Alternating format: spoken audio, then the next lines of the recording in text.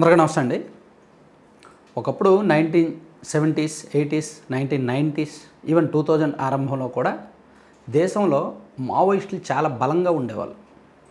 దేశం మొత్తం మీద సుమారుగా 650కి పైగా జిల్లాలు ఉంటే మావోయిస్టుల ప్రభావం 100-120 జిల్లాల వరకు ఉండేదన్నమాట. ముఖ్యంగా ఆంధ్రప్రదేశ్ అండ్ తెలంగాణ సరిహద్దుల్లో అండ్ తెలంగాణ ఛత్తీస్గఢ్ సరిహద్దుల్లో కావచ్చు, ఆంధ్రప్రదేశ్ ఒడిశా సరిహద్దుల్లో కావచ్చు, ఒడిశా అండ్ ఈ ఛత్తీస్గఢ్ మహారాష్ట్ర ఈ బార్డర్స్లో ఈ రాష్ట్రాల పరిధిలో ఈవెన్ కర్ణాటక తమిళనాడు ఈ ప్రాంతాల్లో కూడా మావోయిస్టులు బలంగా ఉండేవాళ్ళు. పశ్చిమ బెంగాల్ ప్రాంతంలో కూడా బలంగా ఉండేవాళ్ళు. రాను రాను కాలక్రమేణా వాళ్ళ ప్రభావం తగ్గింది. పోలీసులకి మావోయిస్టులకి ఎదురుకాల్పులు ఎప్పుడూ జరుగుతూనే ఉండే. అలా జరిగే క్రమంలో మావోయిస్టులు ఎప్పుడూ బలహీనపడిన సందర్భాలు లేవు. ఒకసారి మావోయిస్టులు ఎవరైనా బలహీనపడితే వాళ్ళ ప్రాణాలు పోతే దానికి కక్ష సాధింపుగా దానికి ప్రతీకారంగా వాళ్ళు ఖచ్చితంగా వాళ్ళు ప్రభావం చూపించేవాళ్ళు. అందుకే గ్రేహౌండ్స్ బలగాలు వెళ్తున్నప్పుడు గోదావరి నదిలో వెళ్తున్నప్పుడు ఒకేసారి 40 మందిని చంపేయడం కావచ్చు, 2005లోనో 2006లోనో ఒకసారి. అలాగే 2003లో చంద్రబాబు గారు మీద అలిపిరిలో జరిగిన ఘటన కావచ్చు. అలా చాలా జరిగాయి అన్నమాట. సో ఇక్కడ ఈ మధ్య పర్టికులర్గా గడిచిన 3 సంవత్సరాలుగా మావోయిస్టులు బలహీనపడుతున్నారు. దానికి అనేక కారణాలు ఉన్నాయి. కేంద్ర ప్రభుత్వం, గతంలో ఉన్న కేంద్ర ప్రభుత్వాలు ఏవి కూడా మావోయిస్టుల విషయంలో సీరియస్గా ఉండేవాళ్ళు, కానీ వాళ్ళని లేకుండా చేయాలి అని ఎప్పుడూ భావించాలి. వాళ్ళు దొరికితే వేసేయడం అంతవరకు అనుకునేవాళ్ళు. కానీ వాళ్ళని లేకుండా చేయాలి అని పర్టికులర్గా పాయింట్అవుట్ చేసి టార్గెట్ చేసి వాళ్ళ ఉనికి ఎక్కడెక్కడ ఉందో కనిపెట్టి జల్లెడ పెట్టి దానికోసం సెపరేట్గా ఒక వ్యవస్థ ఆక్టోపస్ లాంటి, అంటే ఈ పోలీసుల్లోనే భద్రతా బలగాల్లోనే సెపరేట్గా వాళ్ళకి ట్రైనింగ్ ఇచ్చి కంప్లీట్గా వాళ్ళకి కావాల్సిన ఆయుధాలు, టెక్నాలజీ, బడ్జెట్ మొత్తం కేటాయించి ఫ్రీ హ్యాండ్ ఇచ్చారనమాట. మీరు ఏం చేస్తారో తెలీదు, 2026 మార్చి నాటికి దేశంలో మావోయిస్టులు అనే వాళ్ళు ఉండకూడదు అని ఫ్రీ హ్యాండ్ ఇచ్చారు. ముఖ్యంగా కేంద్రంలో ఎన్డీఏ గవర్నమెంట్ వచ్చిన తర్వాత 2024లో మళ్ళీ వచ్చిన తర్వాత గడిచిన 16 నెలల్లో ఇంకా ఎక్కువైంది. 2026 మార్చి నాటికి దేశంలో మావోయిస్టులు అనేవాళ్ళు ఉండరు అనేది కేంద్ర మంత్రి అమిత్ షా గారు అనేక సందర్భాల్లో చెప్పారు.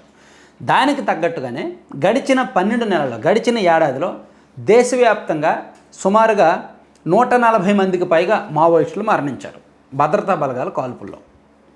కానీ ప్రతీకారంగా మావోయిస్టులు అంత బలమైన దాడి చేయలేకపోయారు.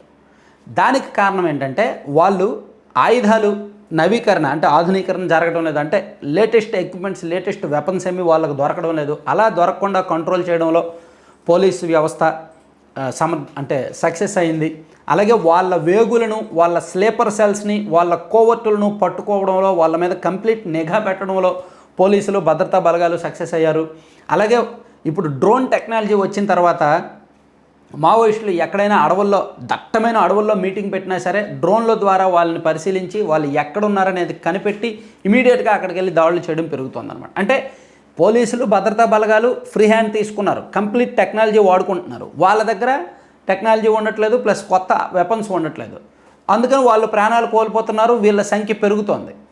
సో వాళ్ళు ఎదురుకాల్పులు జరిగినప్పటికీ అడపదడప వీళ్ళు అంతగా అంటే ప్రతిఘటించలేకపోతున్నారనమాట.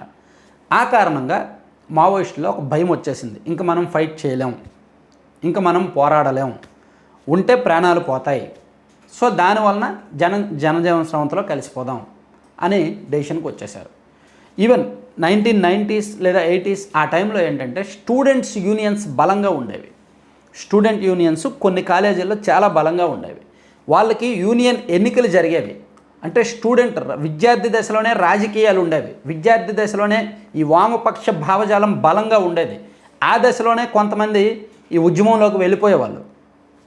ముఖ్యంగా ఈ వరంగల్ లాంటి జిల్లా కావచ్చు, అంటే మన తెలుగు రాష్ట్రాల్లో చూసుకుంటే ఆదిలాబాదు, వరంగల్ లాంటి జిల్లా, ఈవెన్ మన ఆంధ్రప్రదేశ్లో తిరుపతి, చిత్తూరు ఇటు సైడ్ ఎక్కువగా ఆ ప్రభావం ఉండేది.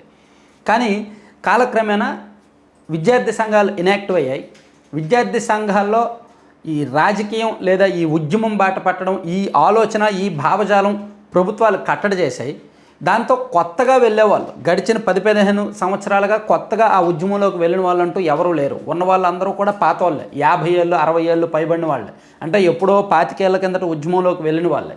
సో వాళ్ళందరూ కూడా కాలక్రమేణా వయసు మీద పడుతుండటం, బలహీనపడుతుండటం, పోలీసులు కూడా ఇమీడియట్గా టార్గెట్ చేస్తుండటంతో దేశంలో ఒక రకంగా చూడండి, గడిచిన 2 రోజుల్లో 258 మంది మావోయిస్టులు లొంగిపోయారు. అందులో అగ్రనేతలు ఉన్నారు. మల్లోజుల వేణుగోపాల్ గత 40 సంవత్సరాలుగా ఆయన ఉద్యమంలో కీలకంగా వ్యవహరించారు. సో ఆయన లొంగిపోయారు. సో ఈరోజు కూడా ఇట్లా అంటే ఆయనతో పాటు ఒక 60 మంది ప్లస్ ఈరోజు ఒక 70 మంది లొంగిపోతున్నారంటే, అంటే 2 రోజుల వ్యవధిలో 130 మంది అంటే మామూలు విషయం కాదు. ప్లస్ హోంమంత్రి అమిత్ షా గారు చెప్పింది ఏంటంటే 258 మంది లొంగిపోయారు అని ఆయన చెప్పారు. సో దీన్ని బట్టి అర్థమవుతుంది వాళ్ళు ఎంతగా భయపడుతున్నారు అని. సో కాలక్రమేణా ఇంకొక 6 నెలలు వచ్చేసరికి, నిజంగా హోంమంత్రి గారు చెప్పినట్టు 2026 మార్చి వచ్చేసరికి మ్యాక్సిమం లొంగుబాట్లు ఉంటాయి, లేదా వాళ్ళ మీద అటాక్స్ అయినా ఉంటాయన్నమాట. ఇది దేశంలో పెను మార్పులు అని ఎందుకు అనుకుంటున్నామంటే, వీళ్ళు ఉండడం వల్ల, మావోయిస్టులు ఉండడం వలన ఒక రకంగా పొలిటీషియన్స్లో భయం ఉంటుందండి. పొలిటికల్ కరప్షన్ ఎక్కడైనా చేస్తున్న టార్గెట్ చేస్తారనమాట. సో ఇప్పుడు ఆ భయం ఉండదు. ఇంకా పొలిటికల్ కరప్షన్ గట్టిగా అడిగే వాళ్ళు ఉండరు, ప్రజల తరపున మాట్లాడే వాళ్ళు ఉండరు, ముఖ్యంగా ఎస్సీ ఎస్టీ గిరిజనుల హక్కులను కాపాడే వాళ్ళు ఉండరు. ఒక రకంగా అంటే వాళ్ళు ఉండాలి అని మనం కోరుకోలేం, అలావని లేకపోయినా సరే కొన్ని వర్గాలకు నష్టం ఉంటుందన్నమాట. సో దీని ప్రభావం ఎలా ఉంటుంది అనేది ఒక దశాబ్దం తర్వాత మనకు కనిపిస్తుంది. కంప్లీట్గా మావోయిస్ట్ ఉద్యమం అనేది లేకపోతే, మావోయిస్టులు అనేవాళ్ళు లేకపోతే, ఆ ప్రభావం దేశంలో కొన్ని ప్రాంతాల్లో పర్టికులర్గా కొన్ని వర్గాల్లో ఏ మేరకు దుష్పరిణామాలు ఉంటాయనేది ఒక 10 సంవత్సరాల తర్వాత మనకి ప్రత్యక్షంగా కనిపిస్తుంది. Thank you.